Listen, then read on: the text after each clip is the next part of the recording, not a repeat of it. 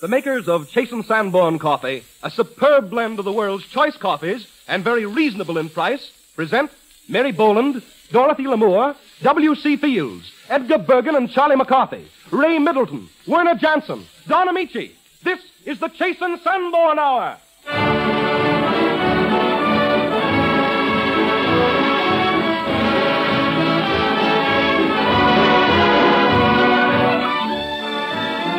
This is the Chasen Sanborn Hour, and this is Don Amici greeting you on behalf of one of America's leading comedians, Miss Mary Boland, our own turtle dove, W.C. Fields, Edgar Bergen and his little pal, Charlie McCarthy, versatile and lovely Dorothy Lamour, Ray Middleton, dramatic young baritone just signed for pictures, and Werner Johnson, America's foremost conductor. Werner Johnson plays Easy on the Eyes.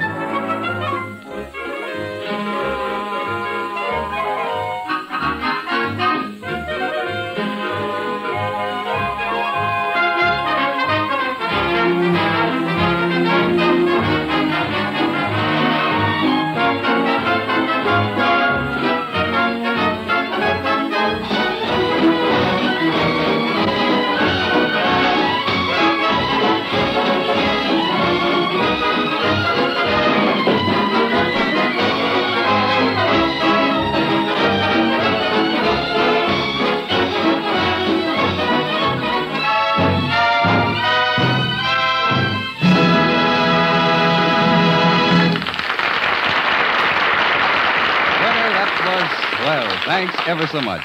With top hat and monocle, bad boy Charlie McCarthy is at large again, accompanied by his close friend and distracted guardian, Edgar Bergen, who does the talking for them both. Edgar, I don't know why a little scamp like Charlie, who spends so much time looking for trouble, should be so welcome, but he is. Well, I do know, Don, that Charlie shouldn't be here at all today. The boy has tonsillitis, and he's trying to talk me out of it. Oh, is that so? Well, what makes you so sure that I'm sick, huh? Well, because you have a fever of 102. Is that so? Yes. 102? Yes. That's pretty good. 102 is very bad. Well, it's the best I can do. Oh. If it makes 104, I'll sell. And then what about your hemoglobin count? My hemoglobin? I say your hemoglobin count is 60. Is that so? Yes. That's pretty good, huh? No. Oh? No. Is that bad, too? That's bad, too. Boy, I'm a wreck. You should have from 90 to 100. I wouldn't know where to keep them. No. Keep what? Those homely goblins. No. Hemoglobin. The hemoglobin. Yes. I don't know what it is, no. Well, you're a sick boy. Yes. Yes. And I've already called for a nurse. A nurse? Yes. Oh, ho, ho, ho. I'm going to have a nurse? Yes. Oh, ho, ho. Maybe I'm sicker than I think I am. Is she, or isn't she? Is she pretty? Oh, yes, she's very pretty. Yeah? Yes, she's very pretty. In fact, now, don't you lie to me. No. I'm too weak to be disappointed. Well, what do you think is wrong with me, Doctor? Well, I really don't know. You don't know? No. That's a fine start you're making.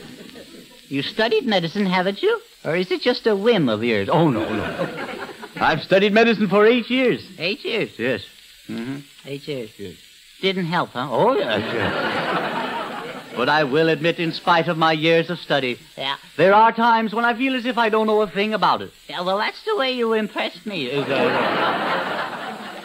Now, young man, I'm going to sound your chest and I'm going to examine your throat. Yes. Check my oil, too. Yes, I'll do it. Will the examination take long? The examination won't take long. It won't take long? No. Well, I'll wait then. All right. You know, I have suffered, Doctor. I believe so. Oh, how I've suffered.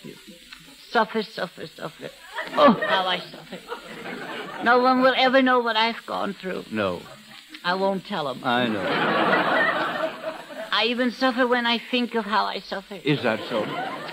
Suffer all the time. I've suffered so long, I don't think I'd feel good unless I was suffering. Maybe not. I don't mind suffering. It's just the pain I can't stand. Is that? Oh, well, that's the way it goes. Well, Young man? what is that thing, that instrument there? What do you stick those things in your ears for? Oh, this instrument? Uh-huh. We call this a stethoscope. Is that so? Yes. Well, what does it do? Well, with this instrument, I can pick up the sound of your heart beating. Is that so? Yes. I bet you can't get South America on it. Oh, no. Young man, I'm afraid you're in rather bad shape. Is that so? Yes. I may have to do a tonsillectomy. Oh, no. You're not going to do no tonsillectomy on me. Well, now, it's not going to hurt you at all because I'm going to give you an anesthetic. What's that? Well, I have chloroform, ether, gas, and a local. Uh-huh. Now, what would you like? A mint julep. No. Pardon me, Dr. Bergen? Yes. You called for me? Yes, nice of you to hurry. You make a lovely-looking nurse, Miss Lamour. Thank you, Doctor. Lovely, simply lovely. All right. I'm the patient, madam. I'm the one you're supposed to fuss around. All right. I may be sick, but I ain't dead. All right. This is our patient, Charlie McCarthy. How do you do? Oh, so. Yes. I think we have a tonsillectomy. Oh, pleased to meet you. No. Do you think you'll have to operate? Well, I'm going to paint his throat with silver nitrate solution and hope for the best. Will you give me the swab and the silver nitrate? Yes, Dr. Bergen. Make it 2. Yes, all. Well, what does this stuff taste like? Oh, a little like peppermint candy. You don't have any bubble gum, do you? No. Is it strong? No. I don't need a chaser? No. It's only a 2% solution. Oh, the stuff's cut, isn't it? Now you open your mouth. Uh-huh. Open wide. What's that thing for with the cotton on the end of the stick? Oh, this is a swab. I don't have to swallow the whole thing. Oh, no. Well, you be sure and hang on to your end. Oh, yes. Open wide. Uh-huh. Open wide. Yeah. Well, come on. You want me to jump for it? No. There it goes. Oh, here it comes. That stuff's awful.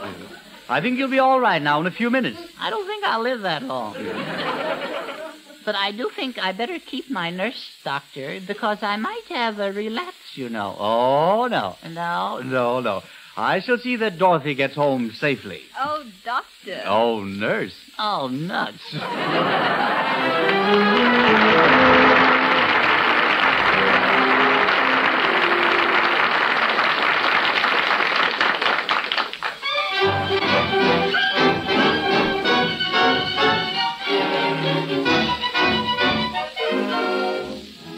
Dorothy Lamour makes a very charming nurse, but nursing is definitely a sideline, for Dorothy is a very talented actress and singer. For acting, I refer you to her newest Paramount picture, The Last Train from Madrid, and for singing, to Dorothy herself and her song, Let's Call the Whole Thing Off.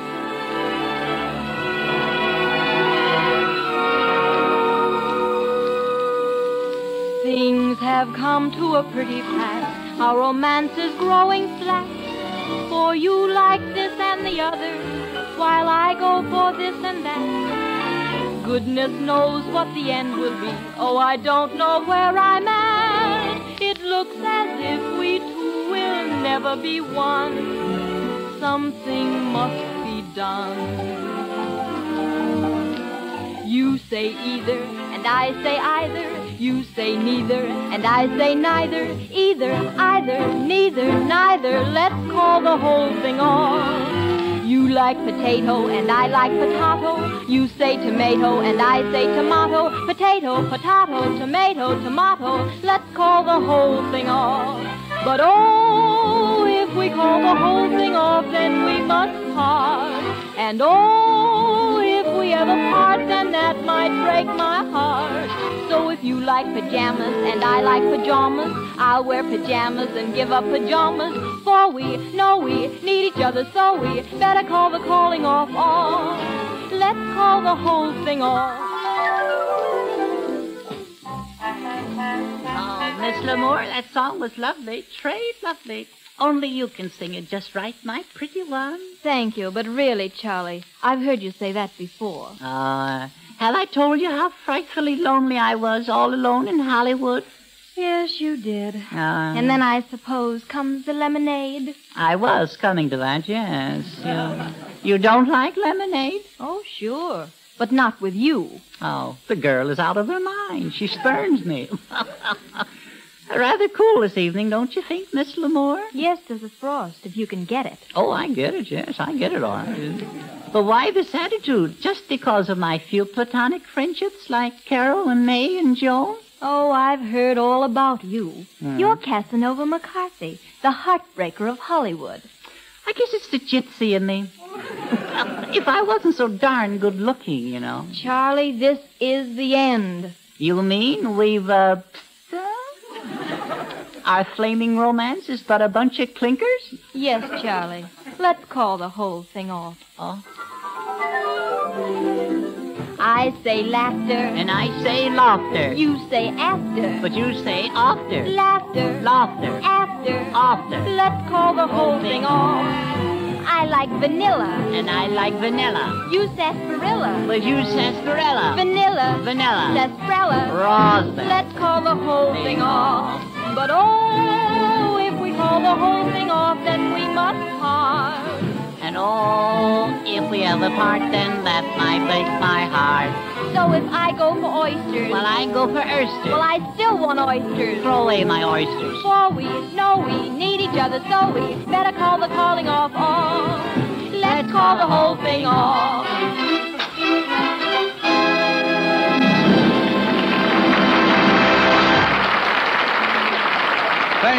Thank you, Dorothy, and curtsy to you, Charlie. And now Donald Briggs has a word for everyone who likes good things to eat. All right, Donald. Thank you, Don Amici. People who like an unusually fine roast of beef know that they must first pick out the choicest cut and then roast it to a turn to bring out all its delicious goodness. You'll be interested to know that the same steps are followed to give you a really superb blend of coffee. First of all, Chase and Sanborn select and blend the world's choice coffees. Then we roast these finer coffees in a way that brings out all their rich, satisfying flavor. And you get Chase and Sanborn dated coffee at its very best. As soon as it's roasted, it's rushed to your grocer, guaranteed fresh and full-flavored by our dating plan. Besides assuring finer flavor, this dating and delivery system does away with the need of expensive containers. Instead, we pack Chase and Sanborn dated coffee in an economical dated bag, and you get the cash saving. Try this superb blend of coffee. Enjoy its smooth, mellow flavor.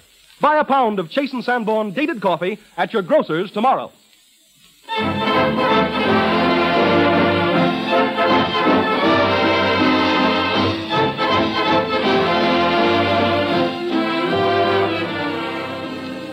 Mary Boland is one of our most famous and popular comedians, on the stage and on the screen. We are happy to present her in one of her most successful roles, that of Susan Martin in Cradle Snatchers, Miss Mary Boland.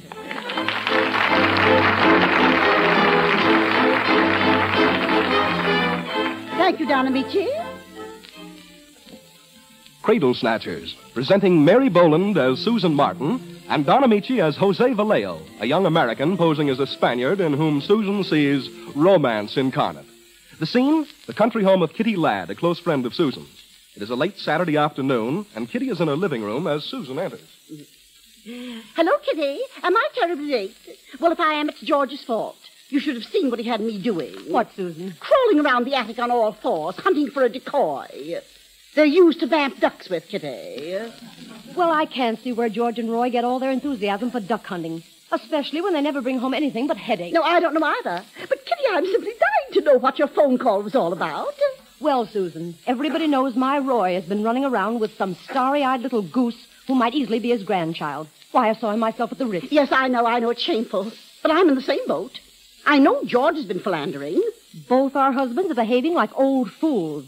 But with Henry's help, I'm going to bring Roy back to normal. Henry? Who's Henry? Henry is a boy. He's 21.